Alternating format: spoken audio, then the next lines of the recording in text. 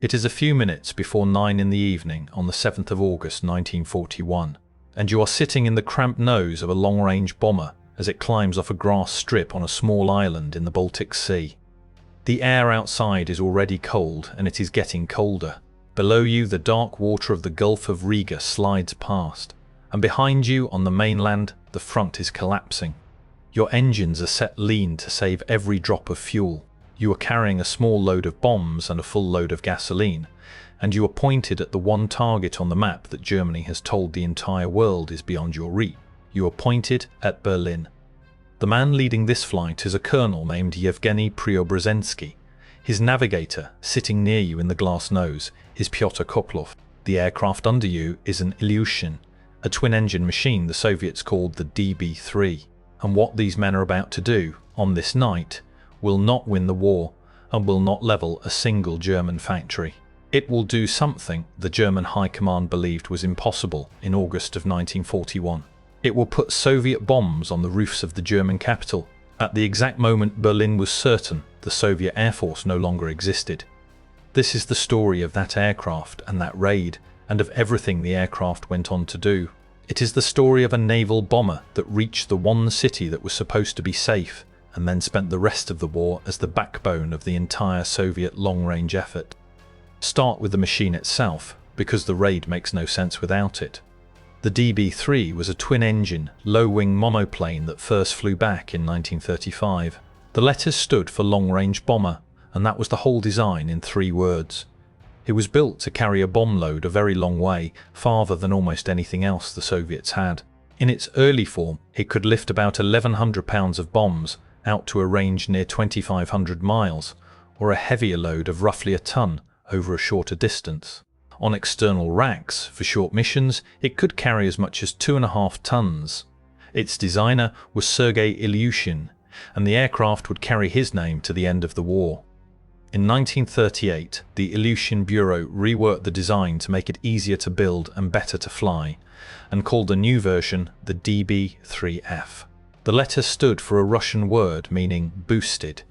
It had new engines, each rated near 1,100 horsepower, a slimmer and more streamlined glazed nose, and a little more wing. It was faster, near 275 miles per hour, and it flew a little farther. This was the aircraft the Soviets would build in the thousands. A word on the name, because it causes endless confusion. In August of 1941, the aircraft was still called the DB-3 and the DB-3EF. It was only later, in March of 1942, that the boosted version was redesignated the Il-4, taking its designer's name. So when you read that Il-4 bombers struck Berlin in 1941, the aircraft is right, but the name is early. On the night of the raid, the men flying called them DB-3s. Across the whole war, counting both names, the family ran to enormous numbers. Around 1,528 of the original DB-3 were built, and more than 5,250 of the Il-4 followed. Almost no other Soviet bomber was made in anything like those numbers. To understand why the Berlin raid mattered so much, you have to understand what the 6 weeks before it had done to the Soviet Air Force. On the 22nd of June 1941, Germany launched Operation Barbarossa, and the first blow fell on the airfield. Waves of German bombers and fighters hit dozens of Soviet airfields in the opening hours, catching hundreds of aircraft lined up on the ground. By the end of that first day, German air crews claimed close to 1,500 Soviet machines destroyed. Later accounting put the true figure near 2,000 aircraft lost on that single day, most of them caught before they could take off. The losses did not stop there. By the middle of July, Soviet records admitted the destruction of nearly 4,000 aircraft. German claims ran higher still, near 7,000. The exact number will always be argued, but the shape of it is not in doubt. In 6 weeks, the Soviet Air Force had been gutted, and German propaganda made the most of it. The message broadcast to the German public was simple and confident. The Soviet Air Force had been swept from the sky. The homeland was safe. Berlin, hundreds of miles behind the front, would never hear an enemy engine overhead. That claim is the thing this raid was built to break. The idea did not come from the Army Air Force. It came from the Navy. On the 26th of July 1941, the People's Commissar of the Navy, Admiral Nikolai Kuznetsov went to Stalin with a proposal. The Navy still held a scatter of islands in the Baltic, and one of them, the island of Saaremaa, also called Usul, sat far enough west that a long-range bomber taking off from it could, just barely, reach Berlin and return.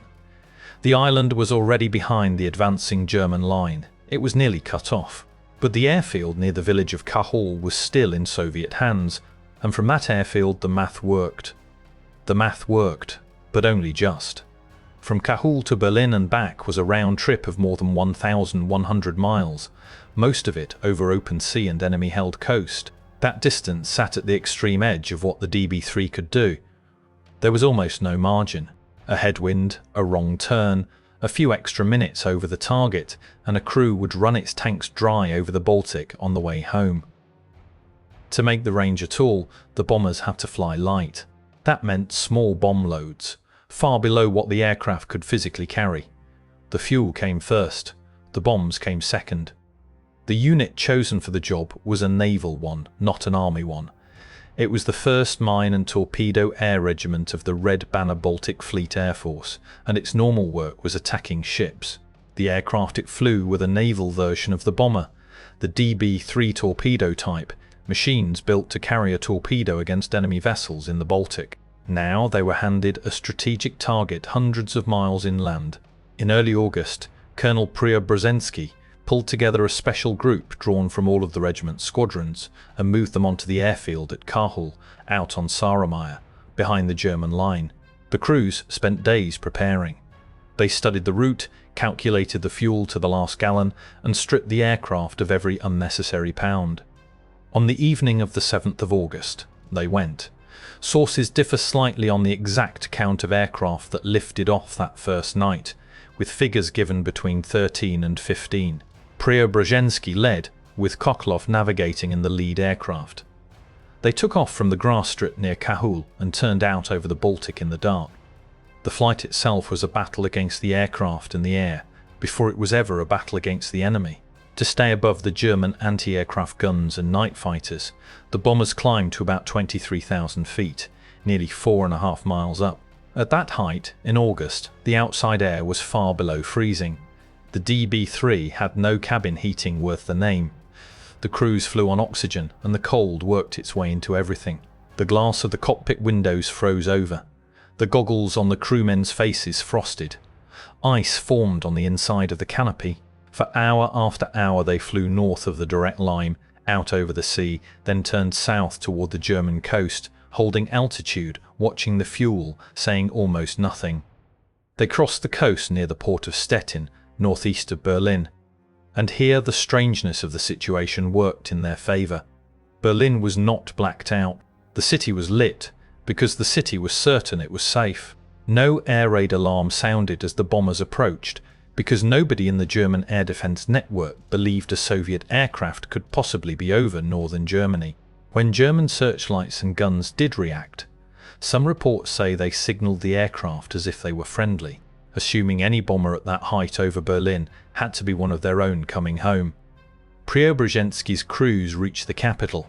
Of the group that set out, 5 aircraft found Berlin itself and dropped their bombs on the city.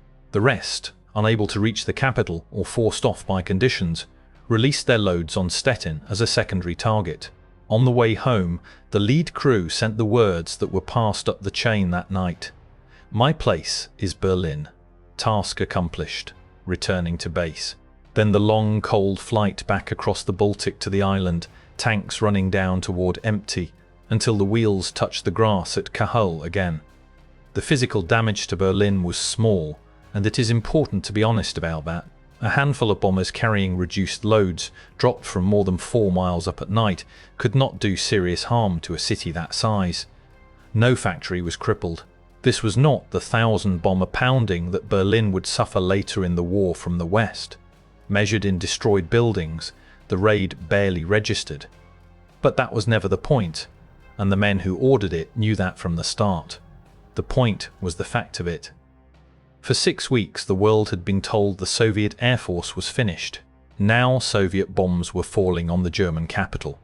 The value was not in the tonnage. It was in the message, and the message landed exactly where it was aimed. The German reaction proved how hard the message hit. At first, the German command simply refused to believe Soviet aircraft had done it. It was not possible, they reasoned, because the Soviet Air Force had been destroyed, so they looked west and blamed the British. German radio announced that British aircraft had raided Berlin. London, hearing this, was baffled, because the British had not flown against Berlin that night and said so plainly. The British stated that their air force had carried out no such mission. For a short while, the German public was left with the strange spectacle of the Germans and the British both denying an air raid that the Soviets had in fact flown. For the Soviet Union, coming in the darkest summer of the war, this was worth more than 100 wrecked buildings. It told the Soviet people that the fight was not lost, that the Air Force still existed, that the enemy's own capital was not out of reach, and it told Germany that its confident announcement had been wrong. The recognition came fast. On the 13th of August 1941, less than a week after the first raid, Colonel Preobrazhensky and 4 other pilots of the group were named Heroes of the Soviet Union, the country's highest honor. Preobrazhensky would go on to take part in all of the raids that followed, because there were more raids. The first strike on the night of the 7th and 8th of August was not a single gesture. The naval bombers went back, again and again, through August and into early September, whenever weather and aircraft allowed. Across the whole effort, the naval regiment flew a total of 10 bombing raids against Berlin from the island. Over the course of those raids, counting every aircraft that took part, around 86 naval bomber sorties were flown against the German capital.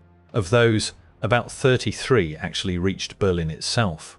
The rest, turned back by weather, mechanical trouble, fuel or enemy defences, struck the secondary targets instead, the ports and cities along the coast such as Stettin, Königsberg, Danzig, Swinemünde and Libau.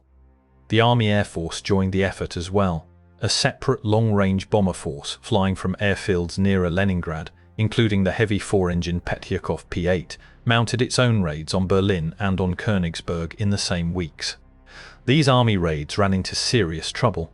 The aircraft were few, the crews were pushed to the limit of their range, and losses were heavy, some of them to accident and to their own confused air defences rather than the enemy. On the first army attempt, only a fraction of the bombers that set out came home as planned. The army's part in the Berlin raids of 1941 was costly and produced little, and it is the naval regiment from Saaremaa that carried the effort and earned the credit. The cost to the naval regiment climbed as the raids went on. The first strike had the advantage of complete surprise. That advantage did not last. Once Berlin knew the raids were real, the blackout went up, the guns and searchlights were ready, and night fighters began hunting the route. Each following raid was flown into a defence that was more awake than the one before. Aircraft were lost over the target, lost to the cold and the distance, lost on the long crossing home.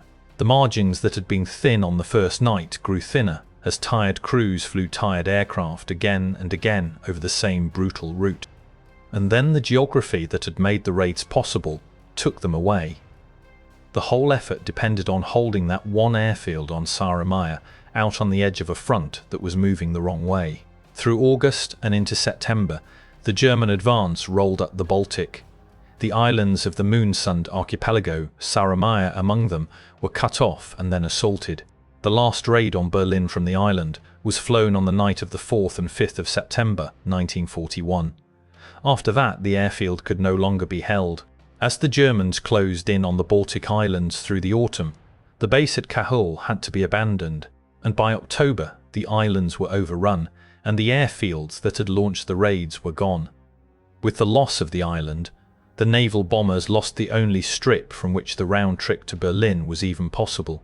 The raids ended not because the crews stopped flying, but because the front took away the ground beneath them.